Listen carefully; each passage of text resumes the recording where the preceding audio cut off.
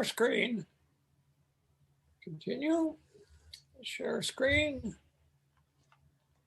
There. There. And all right. Welcome to all of you to the last lecture of the semester. And I'm going to start by taking the liberty of putting in two things that have nothing to do with today's lecture, but they reflect on some aspect of everything we've been doing in the whole course. Yesterday, when I was preparing another talk, Winnie, my wife, Dr. Hallwax, sitting across the table from me, looked up at me and looked past me and saw on the kitchen stove this view. So here's me. But we don't see it right now. I don't know if the others are seeing it, but I don't see. You don't see it? No. Well, hold on a minute. Let's see here. Oh, it says everybody can see it. I just don't see it. Okay. I don't know. Other people can see it. Well. Oh yeah. I can see it. Yes. Okay. Okay. So she takes a photograph over my shoulder and look in the photograph right here. That's a Paramuscus mouse, the common wild forest mouse from Pennsylvania, who has come into our house seeking shelter for the winter. So there he is, or she is, we don't know which. And she's calmly out here, very carefully, looking for scraps of food on the kitchen oven top. I thought you'd like to see how a wild mouse like this deals with, in this case, a knife blade with hummus on it, which has been used to spread in a kind of sandwich. Hold on a minute here now. Yep, this little button is not hot, is unfortunately not hot. Excuse the language here, but I am going to have to get out of the pointer in order to activate the video. So I'm going to have to check out here for a second and then check back in. All right.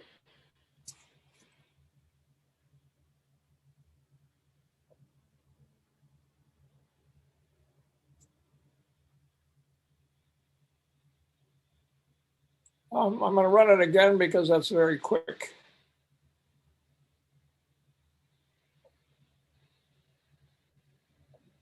This will not be on the exam.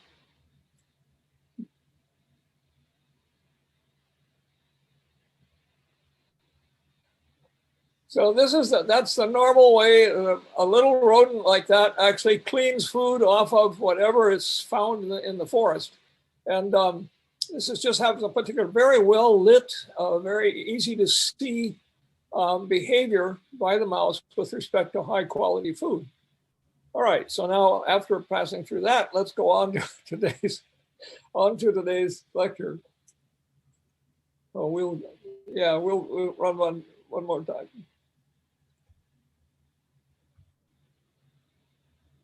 Now, this is obviously an avocado, like you would buy in the grocery store here. And today's topic is fruits and the things that plants do with them. Of course, the thing to remember about fruits and the seeds that are inside is that that's the one chance that a tree or a vine or a shrub has to move any distance, is for the kid, that seed, this guy right here, to in fact be able to go somewhere. So really what we're focusing on is the movement, the morphology and the physiology and the timing of how do you move your kids, all right? Now this is an avocado that I just chose as an example. And when we get to the end of the lecture, try to remember this slide in your head because I'm going to refer back to this particular fruit. An avocado is, yes, it's green, but it is in fact a fruit. It is not vegetative part of a plant. This is its scientific name down here. Now that's what you can buy in the grocery store. The ancestor of this plant is this. This is a wild avocado from a tree that's about 35 meters tall. Now look at the seed inside. It's a very big seed. You can see from my fingers over here, it's almost as big or bigger even than a commercial avocado seed, like the one that's here from the supermarket. But look how thin the fruit is. The fruit around the outside is very small. It's not big and pulpy like this. I mean, this volume here is probably 200 times more than the volume is of the fruit around this big seed in the center. When you buy, here's one not cut open over here on the right-hand side. When you buy this thing in the grocery store, I think most of you know, it's hard as a rock.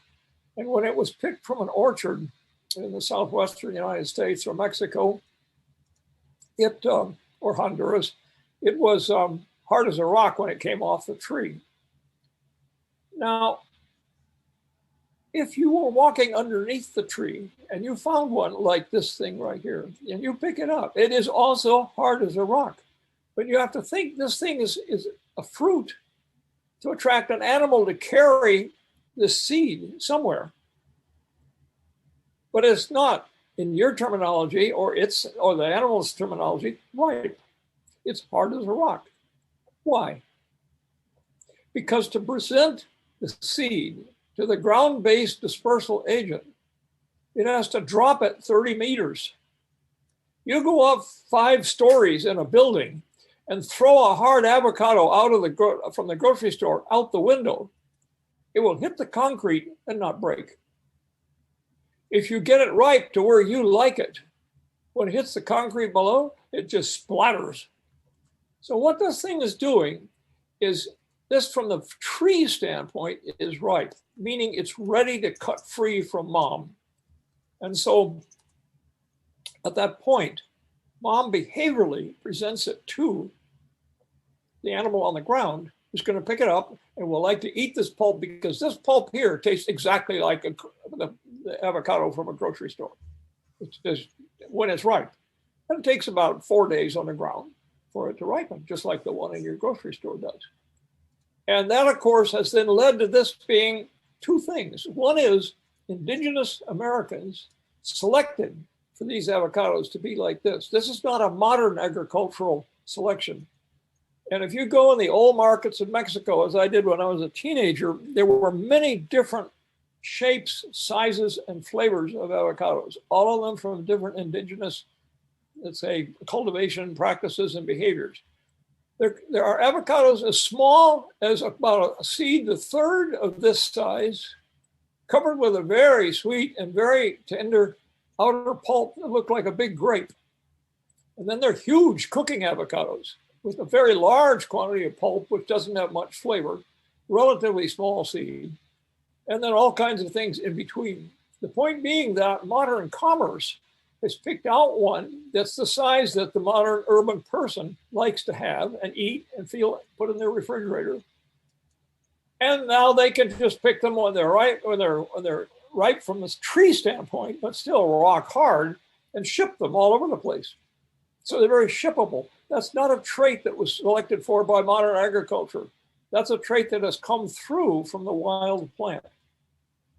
Now, the other thing I want to point out about avocado, besides the fact that it's got these traits, now to get it down on the ground so some animal on the ground will pick it up and carry it, is this green tissue and the outer fruit wall here is all mom. Dad had no contribution to this. This brown skin-like surface over the seed itself, over the embryo, is in fact mom also. So what you're seeing here is entirely mom. Dad made no contributions to this. What he did was had to be a pollen grain that landed on the pistil, and then that grew down through the pollen tube below the style below the pistil, and finally fertilized this this ovule that was in the fruit wall, which is, of course, the expanded base of the flower. Same for this, of course. Now, that was one way. Here's a totally different way that you also know very well. This is a chocolate pod, cacao. It's a wild fruit, about 6 inches, 7 inches long from there to there. And this outer wall is basically to protect it from all sorts of fungi, insects, vertebrates who would want to get to this white, sweet pulp that you see around the inside. That is not what you eat in a chocolate bar. What you eat in a chocolate bar are these seeds right here. Now, indigenous people in the New World, this is a New World plant, even though much chocolate today is grown in Africa and Southeast Asia. This is a New World plant. Oh, avocados are New World as well, I should add. These seeds were harvested by indigenous people, dried and ground up and put into hot water, but no sugar. So it's what you might think of as very, very bitter chocolate, because the seeds are full of quite toxic alkaloids. And in fact, a mouse the size of the one behind me probably couldn't eat more than a half of one of those seeds without dying. Now you take those seeds, you grind them up, and you use some of that as flavoring. And you add sugar, and you add other kinds of things. And there's some plant fats in the seeds as well. Now, so here we have the fruit wall out here, the real fruit wall out of here as the protection. The white here is what's called an aril, A-R-I-L, and that's mom as well. So these are the kids. And there's several things in this sliced open fruit to see. Oh, here's more of that pulp from the outside, so you can see it pulled out and laid sideways. Two things to see. These are normal seeds here. They've grown, they're full size. Mom invested full resources in each one of those seeds. But here's a small one, and another small one, and another small one, and probably that one, and probably this one. Those are seeds that got pollinated by pollen grains that mom decided later on, no, I am not going to invest energy in those. Now, she has a very interesting problem, because if the pollen for this flower comes only from her or only from a next door neighbor who could be one of her own offspring, she may get pollen that's only good enough to produce, say, in her viewpoint, one seed or two seeds. Does she make this whole fruit for two fruits, for two seeds? No, she aborts the whole thing. But here she got enough seeds to evaluate to say, aha, it's worth making a whole fruit for those ones that are okay. And so she simply starves these out. These just don't get any resources. So it's evaluating your own kids and deciding which one you're going to throw away and which ones you're going to keep. And if you don't have enough good ones, you throw the whole thing away and start over again. Okay. Now, this is yet a different way of dealing with fruit. This is a coconut cut in half. And here's the outer fruit here, which is, of course, a life preserver as this thing gets floated around in the ocean. Oh, so I just realized. I should point out that how do these seeds get out? Squirrels and sometimes monkeys do the work of cutting a hole through this very tough outer layer, this thing that you see on the outside. So they will, on the wild ones, not the domestic ones, but in the wild ones. So they will cut their way through here by chewing. It's a lot of work to get the white pulp that's here. And then they just spit the seeds out. So you can see the animal, the monkey would pick up the cacao fruit, carry it off on a tree some distance away so some other monkey doesn't steal the fruit once it gets inside, and goes ahead and takes the time and effort to cut a hole through it and get the goodies out from the inside. Now, this is a coconut, life preserver on the outside. That's mom.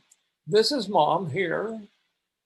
Somewhere in this white stuff is a very small embryo, which will be the future coconut tree. Right? But if you dig out that embryo, I mean, I'm talking here, it would be a 1/4 inch long and very hard to find. You dig out that embryo and you do an analysis of the nuclei in that, you would discover that the actual nucleus in this coconut embryo is actually constituted of maybe as many as 5 or 10 copies of a genome, each one of which was contributed by a different father. And they joined with mom's other nuclei to form a tissue made up of multiple father's genomes and multiple mother's genomes, but there's always more of mom than there is of dad. And that tissue is what's filled up with resources by mom. The coconut you eat is that tissue, and it's called endosperm. So let's look at the next one. This is a different palm. This is not a coconut. It's a different one, which has, instead of a life preserver, has a sweet, juicy outside. So this is mom here. The hard seed coat here is mom. This is the endosperm here. And the embryo might be this little piece you see right down here. It could be that little piece right there. I really don't know. But what I can tell you is this is effectively the bank account for the growing seedling. And like I say, notice there are more nuclei from mom than from dad, i.e., it's like a mediating board that decides how the resource is going to be spent and used. And mom has more contribution to that than dad does because mom is the one who's put all the energy into making this thing in the first place. I mean, when I say because, I mean, that's what selection has given us. Now, going a different direction, but related, these are wild oranges, really wild oranges as they occur in Southeast Asia. And look at the huge number of seeds in the inside. Very small amount of pulp, but it's very rich in vitamin C. Almost no sugar, just a lot of vitamin C. And the white layer that you see right around here, just inside, just like the white layer you see over here in a commercial orange, is full of vitamin C as well. But there's very little reward for the dispersal agent. So the monkey or whoever, a bird or whoever, picks up this fruit and carries it off somewhere and then tears it apart to get this tissue here. It's got a lot of seeds, which it dumps out. Now, this is a commercial orange, which you all know. Right? This is the one that I said to you a long time ago. It's probably 400 to 500 in different secondary compounds protecting that fruit from the outside world. Okay? When you go to the grocery store and you buy a navel orange, a so-called seedless orange in Europe or China or Florida or California or Chile, every single one of those oranges is a clone from a single branch on an orange tree in Florida. And the grower, for whatever reason, realized or noticed that the branches produced on that orange did not have seeds. So he cut that off and grafted it onto many other rootstocks. Those have been grafted and grafted and grafted, so the whole world is covered with one genome for navel oranges. Now, I can't be certain that some other person, another place, hasn't already made the same discovery, if you like, and commercialized that too somewhere else. So if you go somewhere else and you find a really different kind of orange that's also a seedless navel orange, it's possible that it's from a different genetic lineage. Okay.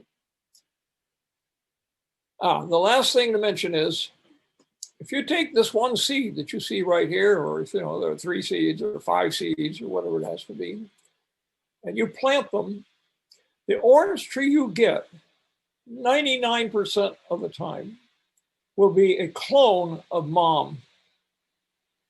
In other words, this seed is not the result of a pollen grain fusing with an ovule.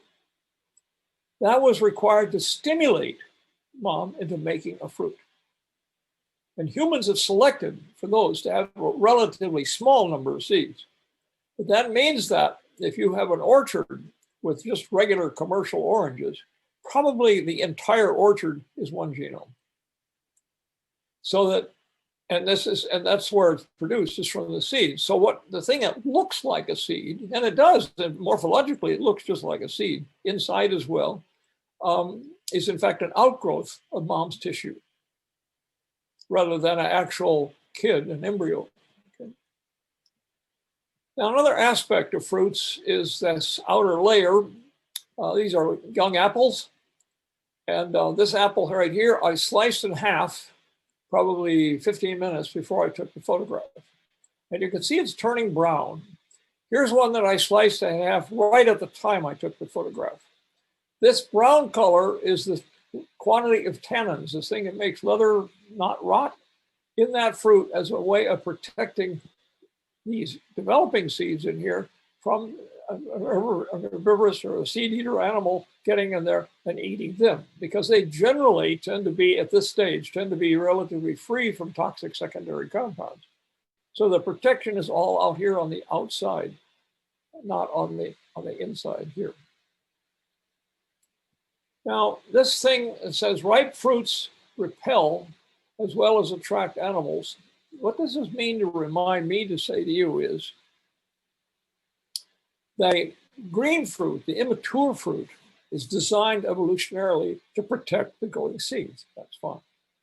When it ripens, full of sugars and whatever other kinds of things are in the fruit tissue, those are often designed proportionally or with combinations of goodies with baddies, such that only the right animal eats this fruit and deposits the seeds in the right place, or is successful at not killing the seeds as it goes through the gut aspects of, the gut process of the animal.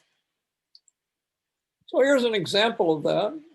This is a large fruit, as you can see from the ruler up here. It's about 6-7 inches long. This is the fruit, the tree of which produces commercial amber. Amber bead in a jewelry store is the fossil 40 million year old resin of this tree. And here are the seeds. They're fairly large. That's the size of a big commercial lima bean for scale. And there's the pulp around the outside. Now this layer out here is not only hard as a rock, but full of liquid resin, which will later on fossilize to become amber. But the point is, at this point, it's full of liquid resin. So think turpentine. Think you're going to chew into this to get at this tissue here. No way. But what is in this tissue out here? Now, this fruit is going to sit up there in that tree for 11 months to mature. In 11 months, plenty of time for an animal to decide to chew its way in. What does it do? It fills this tissue with just plain indigestible, no flavor starch. And that's what the black color is here, the dark color. If you treat this with iodine, which was bright yellow beforehand, it turns over and turns into black because it's very, very full of starch. In other words, the tree puts resources in here that are going to turn into fruit attractants later on, but it doesn't make them attractive. So it keeps them in a non-attractive state for those 11 months. And then it flips over and turns these things into sugars and vitamins and other goodies that animals will like to eat. Here's the iodine here. When you leave it for a while, you can see how much starch there was in that fruit. Very large quantity. I've already mentioned to you the phenomenon of green seeds and photosynthesizing through the fruit wall. But what I want to emphasize here is that this is yet another way that the fruit is involved in the survival and the biology of the seeds themselves. This fruit has to let sunlight through in order for these seeds to be able to photosynthesize, for the child to have a bank account. Okay? So obviously that's under evolutionary selection as well, because does the female plant want the kids from an evolutionary standpoint to be able to create their own resources, or does she want the kids to be dependent only on her resources? That gives you very, very light peas in a pod. That's the same thing. That's just a domestic one versus the wild one, which you see over here. And these are carob beans, which I think I mentioned to you earlier, these seeds that have extremely similar weights, but were used as measures in a balance pan by a jeweler, who would then be able to, shall we say, not be quite honest about the weights of gold or diamonds or whatever the thing is that he's measuring, because he would know which of these seeds were slightly heavier and which were slightly lighter. But the unit of measure for a diamond, called carats, is 1 carat is the weight of 1 tamarindo seed, like this one right here. Now, fruits, when they ripen, turn into all sorts of things. In this particular case, this is a bean. You don't think peas or beans? Well, in this case, when it ripens, it splits open.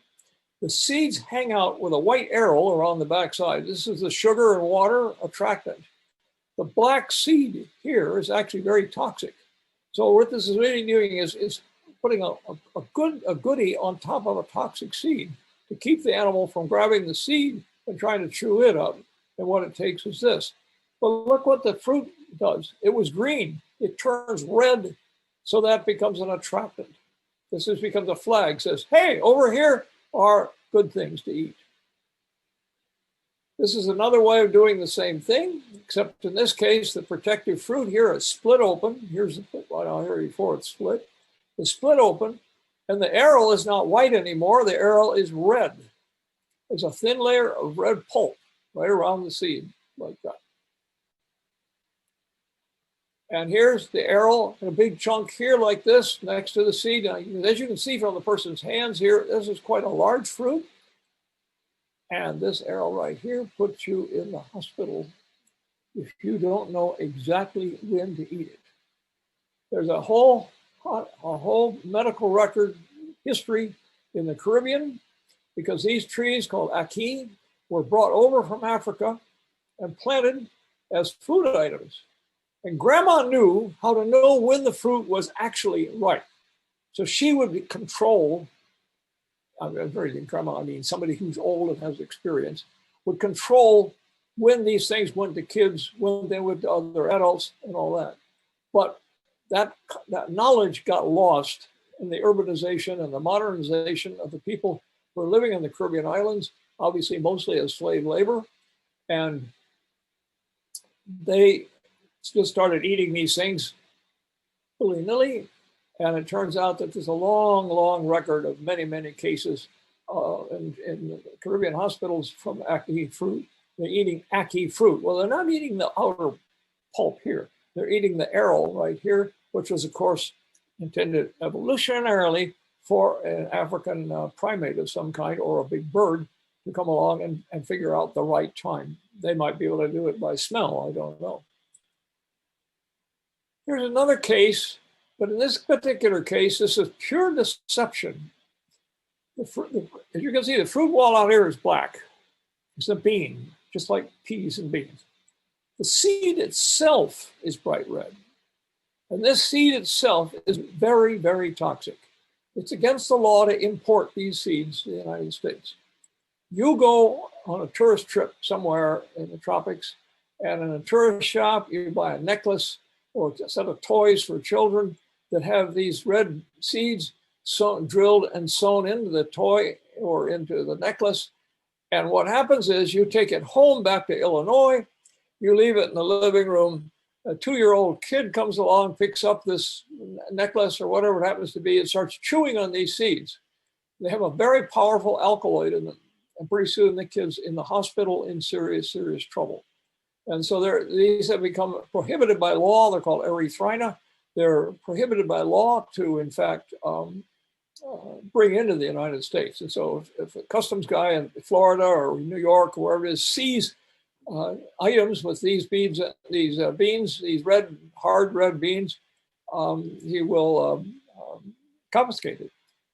what's going on in nature? The bird who's used to eating red fruit eats one of these, swallows it, and goes right through the bird, not digested. So it comes out the other end. So the bird was deceived as though it was eating an edible, useful item.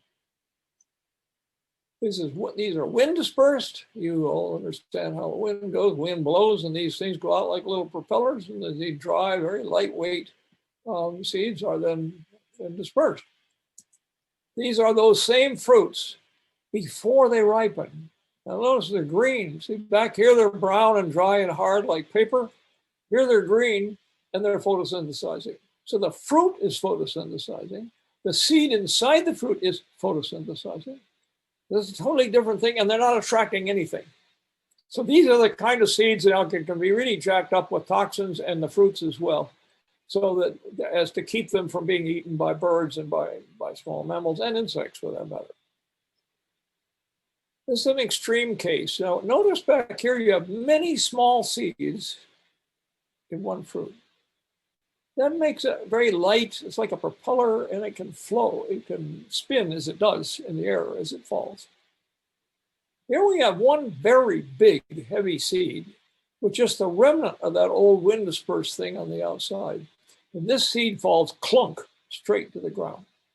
So what this evolution is telling you about this plant is that where mom grows is the right place to be. So what mom wants to do is not have her kids carried a long way away. This is one where mom does not want her kids to be eaten, so what she does is have these very tight, hard, pointed, very brutal spines on the outside to protect the one big hard seed in the center. That one big hard seed goes again like the one before, clunk on the ground, falls straight down. This is the size of a big marble. Falls straight to the ground, but it's ocean dispersed. The entire surface of the world is covered with a thin sheet of these legume, this bean seed, which floats like coconuts do everywhere.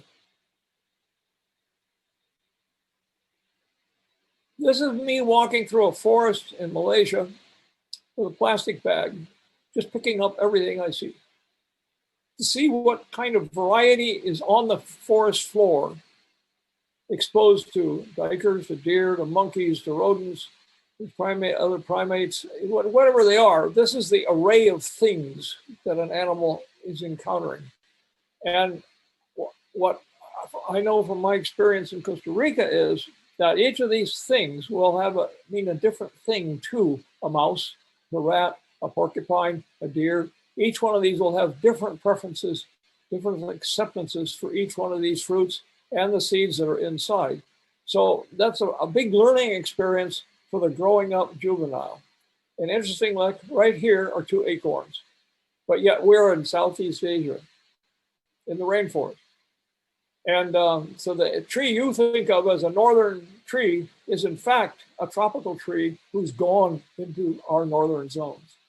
But this is where they start out, is in tropical rainforest. Now, this is an extreme case. Back here, you saw a lot of big seeds. Well, there are a lot of big fruits, and inside of them, there are big seeds, all right? Just like these three big seeds you see over here. Here's a flower, produces a fruit about the size of a big grape. There it is there, sliced in half. And you can see that it has many, many, many, many, many small seeds inside. So we're sitting with a class by an airstrip in the forest in southern Costa Rica, and the plane doesn't come. So what are you going to do? You got 15 people sitting there in the sun. You look around and you see suddenly one of these trees with this big fruit in it with all these little seeds. So the question was, how many seeds are there in a fruit like that? So you take that fruit and you divide it into many little sections, and everybody gets one section. They spread the section out on a piece of paper, and they count how many seeds are in their section. So here's what it looks like. This is part of the piece of paper. And at the end of the day, that one fruit had 17,000 individual seeds inside of it. Now, what is going on with that kind of dispersal? What is going on is that is a bat dispersed fruit. So the bat comes along and eats the whole fruit, but it's very soft with many, many tiny, tiny seeds. The bat's teeth don't impact this at all. And then shits out a little drop here, a little drop there, a little drop there. And every little drop it shits out has got 2 or 3 or 5 or 10 or 15 seeds in it, as it goes for kilometers across the countryside. So what this plant is doing is dispersing its seeds in many, many, many, many options, almost all of which will land on some piece of dirt which they can't possibly survive on, but one now and then will. Okay. This is the total opposite. This is the world's biggest fruit. This is on an island in the Indian Ocean, and this is called a double coconut, in reference to being twice the volume of a coconut. Now, this tree lives on an island that has no potential dispersal agents, and it lives away from the ocean. So it can't fall in water and have the water carried around over the place.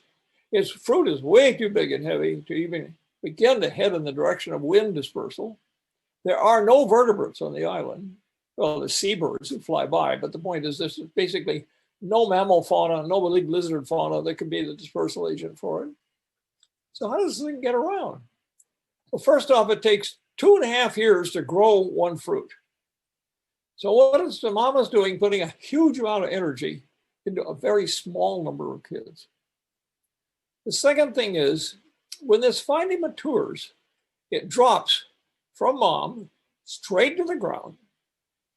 It germinates and it grows straight down. It's doing its own dispersal. It goes down about 1 meter, makes a hard right turn, and grows horizontally until it's out about 4 meters. And guess what 4 meters is? It's about the radius of mom's tree crown. So it's grown just far enough to get away from mom's competition. And then it turns and grows straight upwards. So it's done its own dispersal. That's the total opposite, of course, of something like this. This is a bean pod. Here looks like ordinary bean pod here, which I brought home from Costa Rica and showed one to the class in Lady 10, where this course used to be held, and left it on the countertop. I came back 2 days later. Every other faculty member had very kindly left it right where it was, and it looked like this. What happened? What happened is, as this thing dried, it's got fibers running all the way along through the fruit. And those fibers dried, and as they dried, they shortened like a piece of leather, shrinks when it dries. The fibers shrank. And as they did so, they pulled very, very hard. And in pulling very hard, they finally caused the fruit to rupture into this twisted fruit. And here are the seeds. And guess where the seeds were? The seeds were at the far back of the Lady lecture room against the windows on the floor. In other words, this explosive fruit had thrown the individual seeds the whole length of Lady 10 by just drying out on that surface. And of course, that's what happens in the dry season in Costa Rica. It dries out, explodes, and throws the seeds long distances. And that's the way it disperses. Now look at some familiar things here that you don't normally think about with respect to seeds and flowers. This is a perfectly ordinary dandelion in somebody's lawn where the lawn has not been mowed on a regular basis, so they have long stalks under the flowers. Now these are called flowers, but in fact they're inflorescences because that's many small flowers together. Now, you look at that and you say, there's a dandelion. And over here, 2 meters away in the same lawn, there's another one. And then over there on the other side of the street, there's another one. And then on the other side of town, there's another one. And then if you're in Philadelphia and you drive down to North Carolina, And you get out and you walk up to somebody's house and there's more of them in the front lawn. All of those are probably the same individual plant. There are probably only 3 dandelions in the entire eastern United States, because the propagules from these yellow flowers, which look like that. Now, this is a wild dandelion, so I don't have a close-up photograph of the lawn dandelion, but they're all the same. Each one of these in the lawn dandelion is cloned from mom's tissues. So they look like individual seeds. They land, they germinate. But what mom is doing is subdividing. So what she does is produce a very large number of these wind-dispersed propagules, which are blown all over the place, and some very small number of them land on a nice little patch of bare ground here and there, and they grow up and make a dandelion. And like I say, there's probably only 3 of them in the eastern United States, maybe 4. But I mean, the point is, it's a huge plant, but it's subdivided into many different pieces. Here's another wild one, but you can see the individual fruits. Now, this is a wild one, not a lawn dandelion. This is one that these would be fertile, the result of pollination by an animal of some sort came along and visited the flower. And so this would be a proper, not a clone of mom, but this is a proper offspring contributed by both male and female. But now you see these little wind dispersed umbrella kind of thing. This just goes on over and over and over again in this family called Asteraceae, the asters. And there are probably thousands of species of asters with this sort of dispersal process. A few of them are like the lawn cloned ones, but a few have gone other directions. This is the same picture you were just looking at, but a different species, different genus. See, this is this way and this way. And look at the tips of these individual seeds. Where have you seen that before? These are barbed, very hard, very strong, very sharp, and they're meant to stick into you or to an animal. And then the animal carries it and finally gets irritated enough by this thing stuck into it, or you do, and pulls it off. Or it gets rushed off against something and gets dispersed that way. So we go from wind dispersal, which is sort of widespread everywhere, to mammal dispersal, which is also spread everywhere, but a very different kind of pattern of spread everywhere. Because this will go only where the mammals go, whereas the wind goes sort of everywhere. Here's another one. This is a different genus, the same Asteraceae. And here in this case, many of the seeds, the flowers, have been evolved into being catchment devices and don't serve as reproduction at all. And then in the center of this are actual flowers which actually were fertilized to make seeds. So now we're taking some of the potential kids are out here, and they're not kids anymore. They are just auxiliary dispersal units. And so that's what it looks like that way. Here's what it looks like stuck on my jacket many, many years ago. And as you can see, these stick, and this is the origin of these burrs are the origin of Velcro, which you all know about for closing up clothing and that sort of thing. The idea for Velcro, according to Reader's Digest, a long time ago, came from these kinds of sticking on the clothing. But here's how it happens in nature. This is a roadkill possum from right here in Pennsylvania, hit by a car. And I turn it over and look here on the underside. You look there? These are those same burrs in the groin of this animal, stuck there. And they will be irritating the animal until finally it gets sufficiently upset by these things to take the time to reach down and chew them off and throw them away. So this is real animal dispersal, but not inside the animal, but stuck on the outside. Now, I had a class in Costa Rica that was made up of 2 kinds of people. One was the course teaching assistant, who was Costa Rican, and he was wearing gabardine pants, new but gabardine. One of the students, which I found extremely interesting, I see now in this very old photograph, was smoking a cigarette. There we go, right there. And that's like 35 years ago. But the point being that she had just gotten new khaki pants from the Army Navy store downtown in Philadelphia. So I was looking at his gabardine and her khaki pants, and I asked the two of them to walk across a field that had a bunch of animal dispersed seeds in it. This is the result. Look at what his gabardine picked up. Huge number. Look what her khaki picked up. Much smaller number. The point being that different animals with their different fur characteristics will pick up different seeds. And so the seed can be designed, or the fruit wall can be designed to put those seeds in the place that is most favorable for the biology of that particular plant. So it's something you just think of as an annoying burr that sticks on your clothing or in the fur of an animal like the roadkill possum is something that actually was probably specifically evolutionarily designed at some point for some particular animal. That animal is probably gone now. It may well not be part of the habitat at all.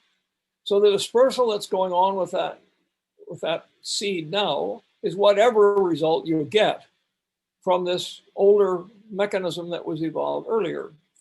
And in order for the selection to go on for some new animal that would carry it around but has different characteristics, a mouse, a rabbit, or something like that, at that point, there needs to be very directed selection for that to take place. The outcome of this is, of course, that these fruits and seeds that we're looking at and talking about are all anachronisms. They were all evolved for somebody, sometime, for some function. But that function isn't necessarily there anymore because the somebody isn't necessarily there anymore. This is wind dispersed seeds, which I think you all can imagine very well, of a very different kind. This is a conifer cone over here, and these are the little winged seeds with the seed itself there, and there's the wing that comes out over here, and these guys blow in the wind. So that's hardly complicated. Whoops. This is Southeast Asian rainforest, the same idea, but you see here it's a little tiny seed with a little tiny wing. These are big trees. And these are big trees. And here it's evolved a shuttlecock instead of a single little wing. And now we can see different sizes and weights of seeds related to different sizes and weights of wings. So these will have different floating characteristics in the air as they fall from the tree. Some will fall fast, some will fall slowly, some will fall erratically, some will fall in straight lines. There's a whole lot of different ways you can engineer a seed to go differently depending on what kind of wings you put on it. So here's a lawn underneath one of those trees. Here's the tree is right over here on the right-hand side. And all this brown that you see here is those shuttlecocks from that one tree. Here's what they look like on the ground. So what it's doing is moving these fruits a certain distance. Well, these are ones whose seeds are about the size of a fingernail, and they go all over the place. That's light enough so they get moved quite a bit. But this one, these seeds are the size of a chicken egg, and they are very heavy, and they fall straight down. Now, if you go in the rainforest where these trees are, and there are many species of them in that same forest, these trees that have these really big seeds are very distinctive from the others. Each one of those lives on a very special kind of soil that occurs in little tiny patches. So what you're saying is that a hurricane or some other accident got one of these big, heavy seeds to that little patch of soil. It grew up. I'm mom, I'm successful, I'm big, I'm an adult, and all that stuff. Do I want to throw my seeds out into a world that mostly does not have my kind of soil? No. I basically I select for dropping my seeds almost straight below me because that's where the patch of soil is, the special kind of soil that I live in. And so what happens is you end up selecting for absence of dispersal, or very close to absence of dispersal, as a consequence of the animal itself living, the plant itself living in a very specialized piece of the habitat that it doesn't want to fall outside of. Now, the extreme, like the one I showed you earlier, by the airstrip, where the class dissected out and found 17,000, whatever it was, seeds in a single fruit.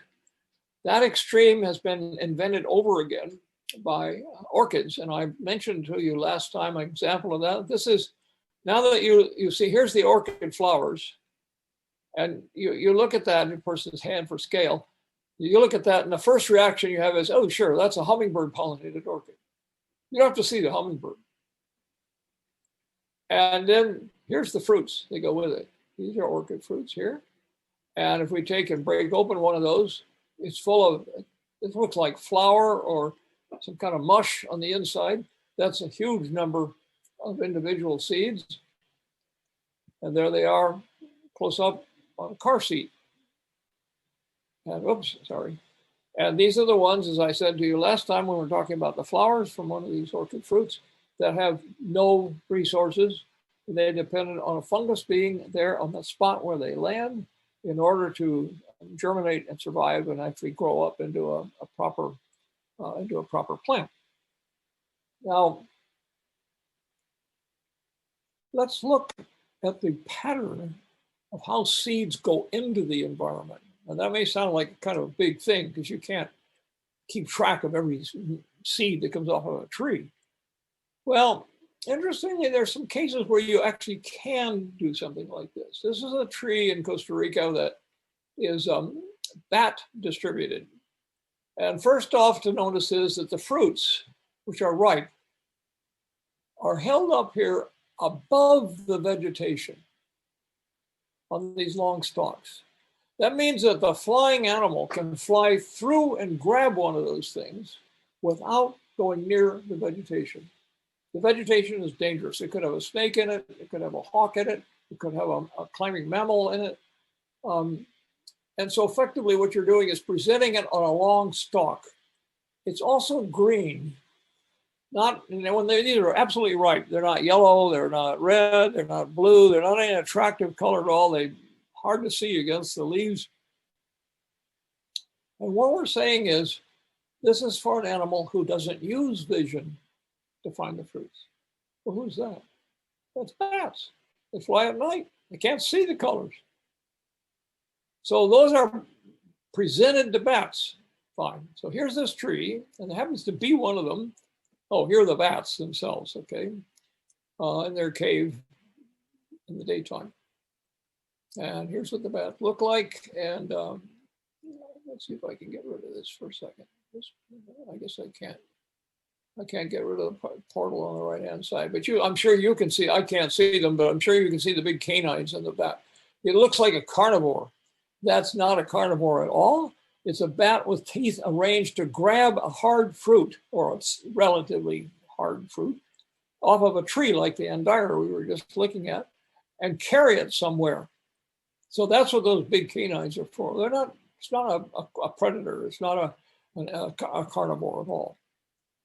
So here's the tree. This is the tree we were looking at a few seconds ago with the green fruits up there on the very top. And now, but in this case, it's in a pasture.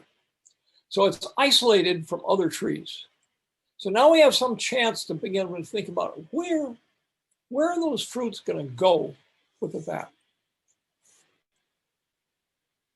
Well, I had a class with, I don't know, 10 of you or 12 of you, some number like that. And that's a small army. And so you can do a lot of searching. So we go out underneath the tree itself. Here we are under the tree.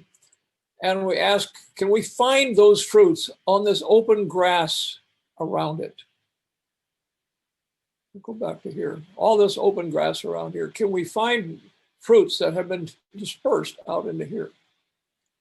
Now we're going to go. So under the tree itself, a lot of fruits fell. Nearly half the fruits in that tree fell, probably dropped by the bats Or sometimes the stems themselves just rot and the fruit falls off onto the ground. But the fruit was not designed to fall to the ground, not like an avocado. This is something where the ones on the ground basically are, if you like, accidents. But notice there's another set of trees over here. They are not andiras. So this is the only andira tree in the area. These are other species of trees over here. That's what they look like underneath the parent tree itself. Here's the green fruits. And you notice that some of them don't have any green pulp on the outside. That has been chewed off by a bat hanging somewhere. Okay. But out in the pasture, there's the occasional one. See here? And out here? And in fact, if we map those, this is what it looks like. Here's our mother tree right here. 48% of the fruits landed underneath her, i.e. dead. They're dead for two reasons. One is that they were to grow up in the forest underneath mom. Mom would outcompete them totally. Okay. The other is that that's a source of predators for seeds because they find a cluster of seeds right there. We'll get back to that in a moment. Where the big package of the other is, 34% are right here. 48% are out here, 34% over there, because that is a favorite, turned out to be a favorite tree for the bats to hang up in and eat the fruit. So they would drop the seeds there. So you get a big pocket of seeds right here, but far away from mom. And then these are all the individual seeds that were landed out in the pasture, dropped by bats. Every single one of those was dropped by a bat. Those are the ones that would grow up to become the next world, the next generation of andira trees. Those that are left that way. And we call that a seed shadow. This distribution you see here, we call that a seed shadow. It's a sort of reflection of where mom is. But also those bats roost in caves and hollow trees in the daytime as far as 6 kilometers away. What we know is that in the morning when they're done doing their feeding here, they very commonly pick up one more fruit and take it home with them. So out here under this tree, which was actually about 4 kilometers away from that andira, we found 2 andira fruits that had been dropped here by bats returning. So that's really long distance dispersal. So there's short, long distance, there's short dispersal and then there's long distance dispersal. Now what happens to the ones who landed under the other tree? Sorry. Underneath this tree here. And you see there's a few more under this tree and this tree. Obviously the bats like this cluster of trees right here. These were individual trees too. Each of these things out here are individual trees. 2 more over here. So they didn't like these trees very much, so they didn't drop very many seeds underneath them. But this cluster they really did like, and so they ended up dropping a lot of seeds. Well, what happens to those? Well, my first thought was, oh, the livestock are going to come along and eat those fruits. And then I realized, wait a minute, we've been counting them all day long, and they're all right there. There's no sign of the livestock have been eating them. So I started looking at cattle dung, horse dung, no signs of the fruits, the seeds in the dung at all. And these pigs were running around everywhere. They were getting absolutely everything on the ground, but they were not touching the fruits.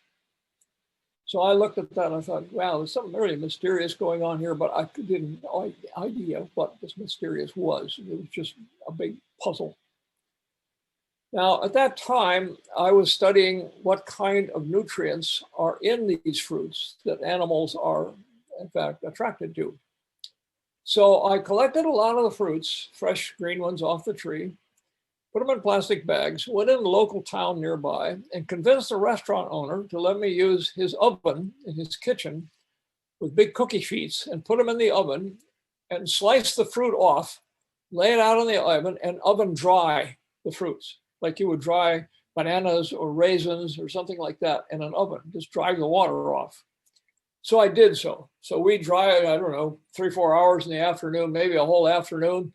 We dried and dried and dried these fruits to where they were like potato chips or more, or even drier.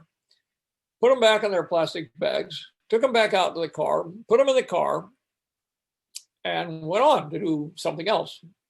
2 days later, we're packing up to leave, and I'm going to bring them back up here to take them to the hospital, the Perelman Hospital, and have the nutrition people there analyze for me what kind of goodies are in these fruits. Okay, that was the plan. So as I'm packing up the car, I go and I find these plastic bags with all these dried up fruits in them. And I pick up the fruits, and they were absolutely rotten in the bags. Slimy, moldy goo. And oh God, I did not dry them as I thought I did. And then there were 2 bags which are in perfect condition, sitting among the bags that were all rotten inside. And I realized we had forgotten to take 2 bags full of fruit into the restaurant to dry them.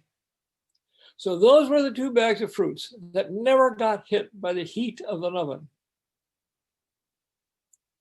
They were absolutely untouched by the microbes. Nothing. No decomposition at all. And that's when the light bulb went off. Whoa, what we did was denature an fungal or bacterial chemical in those fruits by heating it.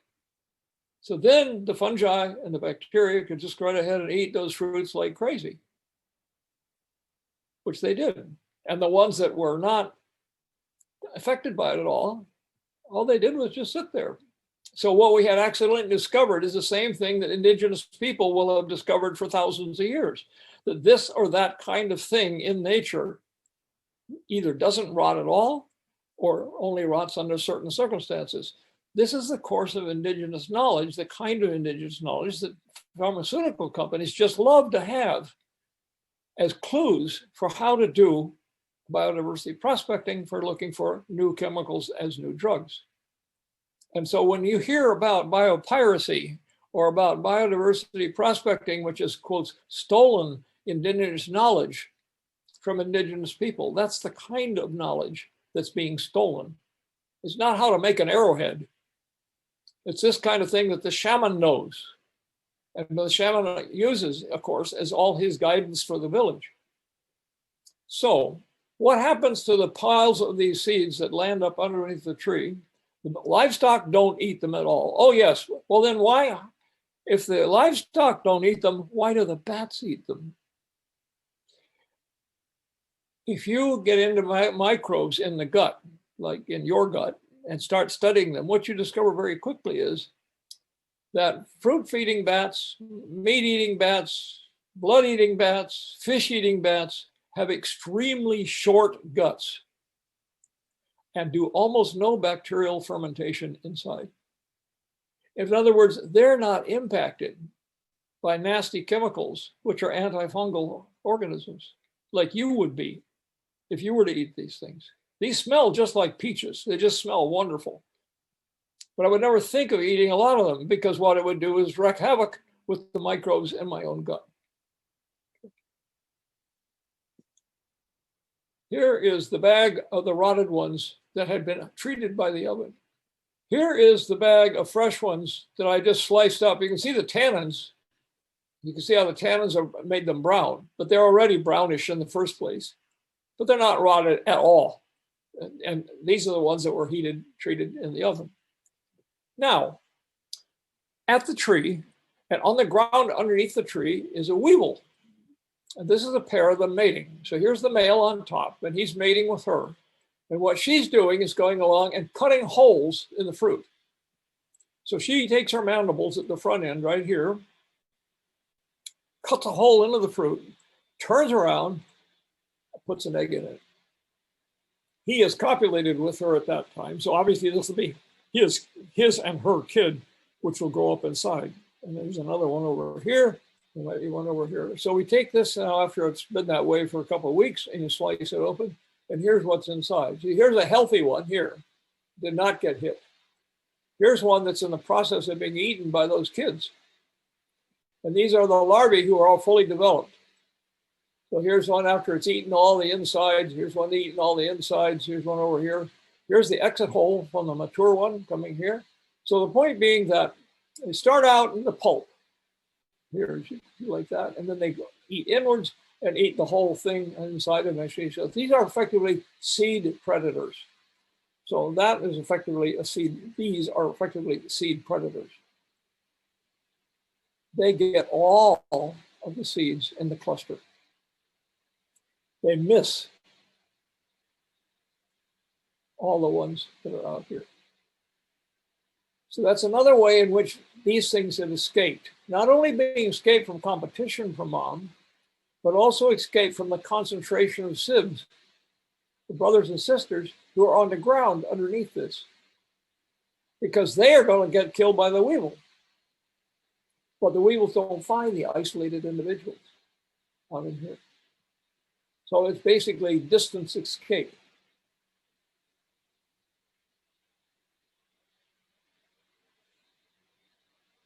These are coffee, the coffee you have for breakfast in the morning.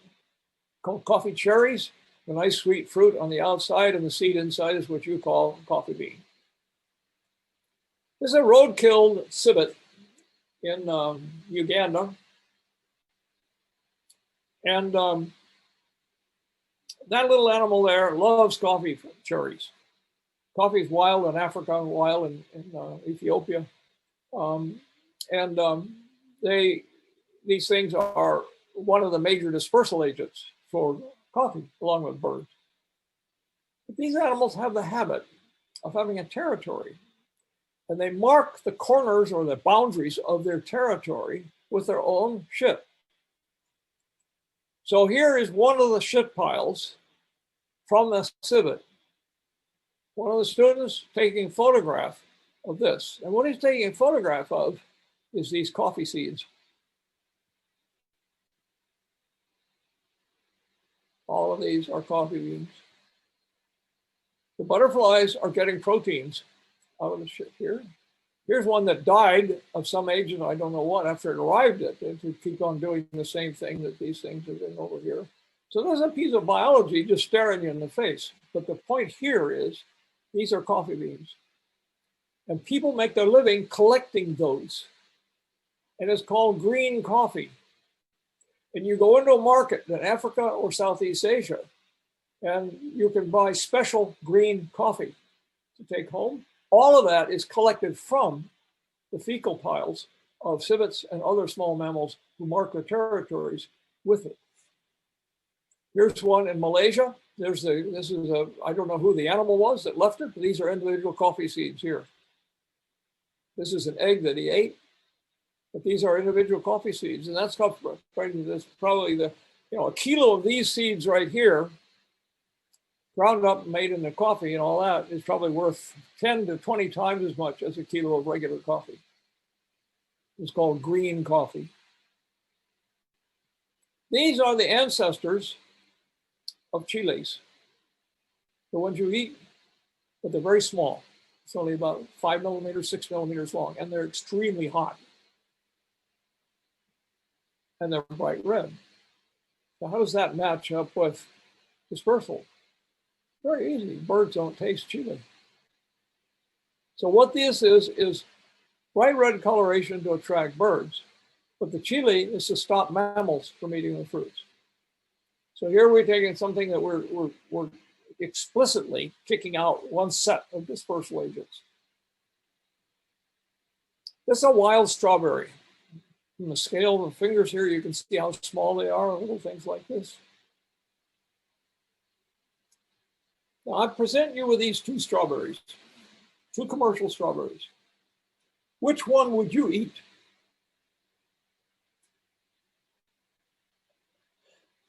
Which one of those would you cut up to put on your cornflakes, or would you put into your chocolate sundae, or which one would you put into a beverage of some sort? You would pick this one. Why? Well, you say this one's spoiled. Well, remember the avocado we talked about at the very, very beginning? One of my very long ago papers that people noticed a lot was called Why Fruits Rot, Meat Spoils, and Bread Molds. It was caused because I was in Michigan and I bought an avocado, which I very much like. And I went home, sliced it open to eat it. And as I sliced it open, I realized that the whole inside had been eaten by a fungus. It was rotten. Very disgusted. And I took the avocado and I threw it across the kitchen at the garbage can. And as it went through the air, suddenly my brain said, the fungus won. And it just dawned on me, that is why things mold and rot and spoil. It's not just an automatic byproduct of fungi, of bacteria. And it turns out, then I did a whole lot of investigating these things, and it turns out that when you're a bacterium or a fungus and you get into some goodie like this, like a strawberry, a slice of bread, a cache of grain made by a rodent, whatever it is, a piece of meat left by a predator, what do you do first? You don't eat it. You first take resources from it and metabolize and make defensive compounds. These things that we call nasty, the things that we call bad smelling, the things that they're all designed to say to you, don't eat me. And therefore, the microbe has won the battle. That is what alcohol is. And when you eat beer, when you drink beer, you make booze, you do all the things you do with alcohol, you are in fact just making use of the fact that yeast makes these compounds as part of its competition with other yeast, and most specifically in most wild cases, to repel you from eating the resource that the yeast has already found for itself. And how does it get around? This nice little butterfly, which is feeding on a hole or some crack or damage to this fruit, is in fact covered with microbes. And every time the tongue comes out to go into a hole like that one right there, it's inoculating this fruit with those microbes. And the first thing the microbes do is turn that fruit color-wise, odor-wise, texture-wise into something that a bird or a mammal will not want to eat because it kills the microbe. So this is what's going on in the sort of interaction between fruits and the animals that disperse the seeds. For them, that's a goodie that they want. But for the microbes, the goodie is what they want. And this is the outcome of this, of course, is that the seed that gets hit that way does not get dispersed. So there will be a lot of selection for antimicrobials in fruits and in grains. Whether it applies to meat as a whole, I'm not sure where I go from that. But the simple point is that's what's going on. So we're just about 4 minutes early, but I have hit the last slide. So this is basically the end. And for those of you who are actually listening, the point I should make is that the exam probably will have about 70 questions. It will be for the whole semester. It will touch on readings and lecture both. And the idea here is to get you to think about the things that you've been exposed to during this semester. I wish that we were all together in the same room so that I could say goodbye to you. But I do bear in mind that through Piazza, I can answer questions if you want to throw them at me sometime later on. And I'll do what I can. I am not going anywhere for Christmas. I'm not getting on a plane, getting in a group of people in an airport until I have been vaccinated. And that will not be till well into next year, I'm sure. So we're not going anywhere. We're just staying here in isolation with our mice in the kitchen. So thank you very much. And that's where we sign off.